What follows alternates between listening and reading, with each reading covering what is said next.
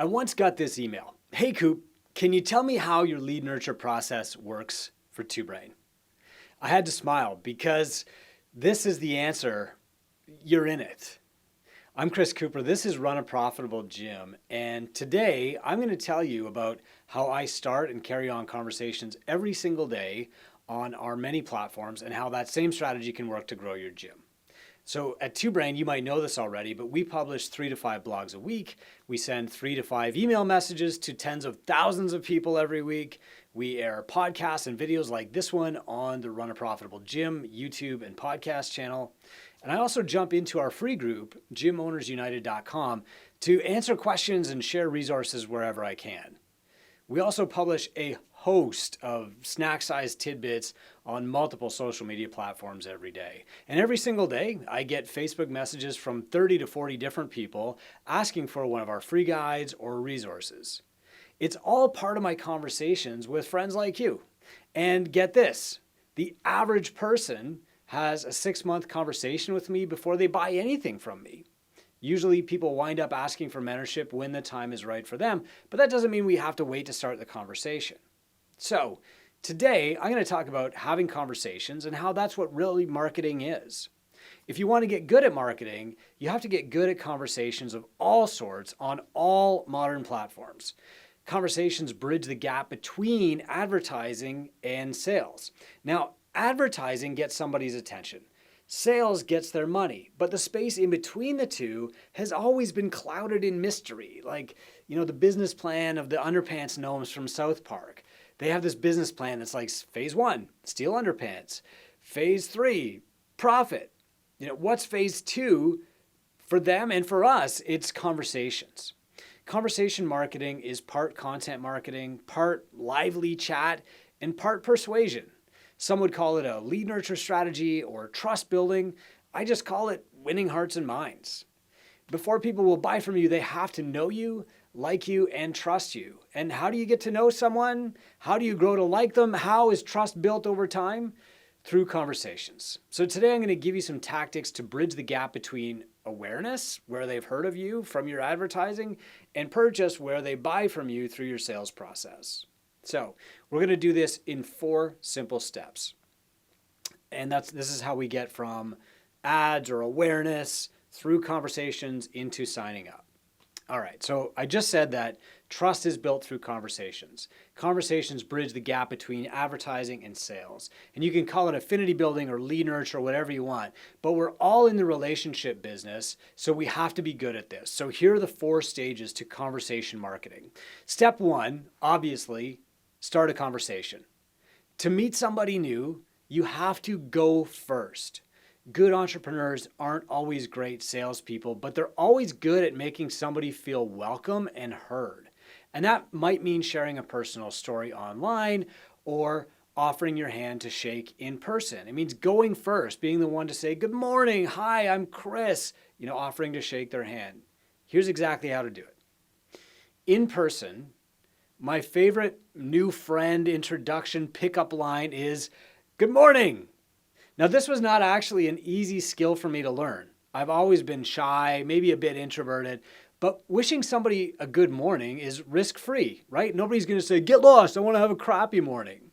And offering a hand to shake is irresistible, even in like a post-COVID world. So try this. Pick up 4 coffees at your local coffee drive-thru. Then walk next door to the business closest to you, hand over the coffee and say, "Good morning, I'm Chris from the gym next door." And they'll respond, usually with a question, and then just answer the question and have a conversation. Take it from there. If you're going to do this online, you can make a milestone post like this. "Today is my 50th consecutive day of cycling," or "As of today, I've worked out at least 3 times a week for 5 years straight." Now, the milestone doesn't matter as much as the sharing, so include some kind of number. And when people comment on your post, ask if they've ever tried what you've been doing or achieved something similar, and then move to a private chat to carry it on out of the public eye.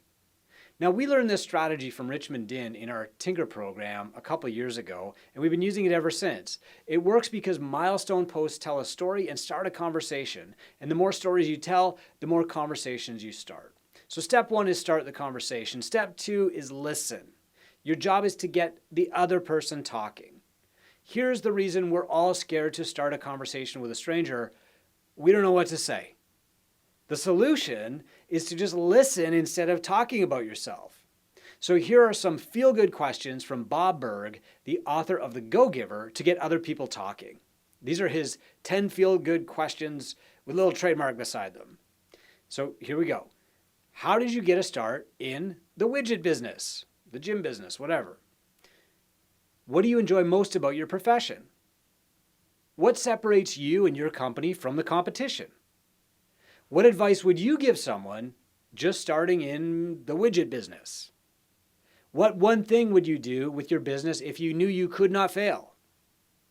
What significant changes have you seen take place in your profession through the years? What do you see as the coming trends in the widget business? Can you describe the strangest or funniest incident you've ever experienced in your business? What ways have you found to be the most effective for promoting your business? And what one sentence would you like people to use in describing the way you do business? Okay, so step one is start the conversation. Step 2 is listen. Step 3 is invite them. Make them an invitation. If you believe that you've got a potential good fit for your gym or your business, tell them so and invite them to take the first step. So in person, you would say exactly this. Hey, those are great goals. I got an idea. Why don't we work out together at my gym? Just you and me. How's Thursday? Online, if you're doing a chat, you could say, hey, I think I could help. I'm making up my schedule for next week and I have an opening on Thursday at 4 p.m. Would you be open to talking about the next step? Now, of course, we provide a full Sell by Chat template in our Growth and Tinker programs, but you should just feel like you're having a natural conversation when you do it in person or online. So step 4 is sign them up. Start changing their lives. If you're in person talking to somebody at your gym, ask about their goal. Find out why that goal is important to them. Make a prescription and get them to their goal. Then tell them the price. Receive their money and start delivering on your promises. And of course, we provide a full no-sweat intro template in our Ramp Up and Growth programs. The key to all this is just to start talking. To become your clients, people must know you, like you, and trust you. Conversations help you check each box. Advertising might start the conversation or get you a bit of attention, but advertising is a monologue. It's one direction. Conversations are a dialogue. So your goals are to start more conversations, to guide more conversations, and then to build relationships. Every relationship that you have must be fed or it will weaken. And you feed relationships with conversations too. So now I've just talked about how to get clients with conversations. Now I'm going to tell you how to keep clients and build retention with conversations. And we're also going to talk about reactivation, bringing former clients back. If you want improved retention at your gym, you have to start more conversations with your current clients. And if you want your departed clients to come back, you got to reach out to them. You have to feed those relationships to keep them alive. And you feed all relationships with conversations. So let's start with your current clients. How do you start more conversations with them? Well, if you're not asking clients about their goals and then tracking their progress, they'll stop training with you. That's the first hint. So the fix is this. Take your 5 best clients out for coffee one by one, and then start the conversation with these questions. What led you to my gym in the first place? What else have you tried that you didn't like as much? And then, how can I help you with the rest of your lifestyle more?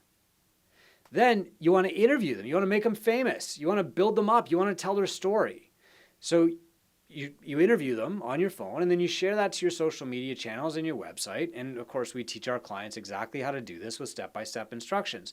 And then you move to the rest of your clients after your top 5. And you book quarterly goal review sessions with each of them to talk about their goals and measure their progress. And of course, we teach the goal review process in our mentorship practice as well. Remember though, that the people who joined your gym aren't just going to stay forever if you don't talk to them regularly. Lack of conversation is the #1 predictor of divorce in marriage and in business. All right, let's talk about starting conversations with former clients.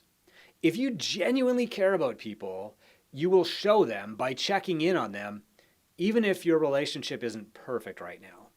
So maybe your feelings got hurt when a client left. Maybe it felt like a breakup. But unless they burned the bridge on their way out, they're probably going to come back someday, and they might just be waiting on an invitation to come back. So start with a story. Send them a message. Hey, Jane, I was just remembering the time, we did that big Murph workout on Boxing Day at my gym. You remember that? Or, hey, John, a memory just popped up on my Facebook feed. Remember that time that you did 100 box jumps in a row? How are things going? We shut our former clients out because our egos get bruised when they leave. We feel like we need to win the relationship or get closure, but you don't.